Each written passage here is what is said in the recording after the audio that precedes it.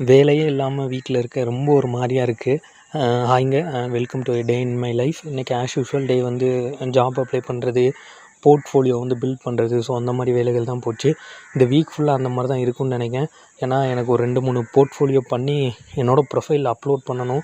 ஏன்னா ஒரு 5-6 மாதம் ஆகிட்டு திடீர்னு இப்போ ரெக்ரூட்டர் வந்து உள்ளே பார்த்தாங்கன்னா ரொம்ப பழசாக தான் இருக்கும். ஸோ அதனால் கொஞ்சம் போர்ட்ஃபோலியோஸ் ஏதாச்சும் பண்ணணும்.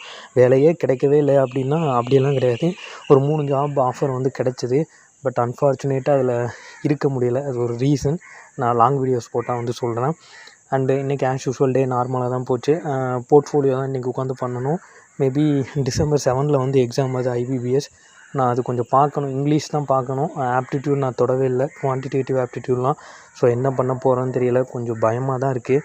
இருந்தாலும் கொஞ்சம் சைட் பை சைடாக படிச்சுக்கிட்டு தான் இருக்கேன். ஸோ நீங்கள் படித்தா கொஞ்சம் நல்லா படிங்க. அதே மாதிரி ஜாப் எதுவும் போகிற மாதிரி நீங்கள் படித்தாலும் நல்லதான். ஏன்னா ஜாப் இல்லாமல் படிக்கிறது ரொம்ப கஷ்டங்க.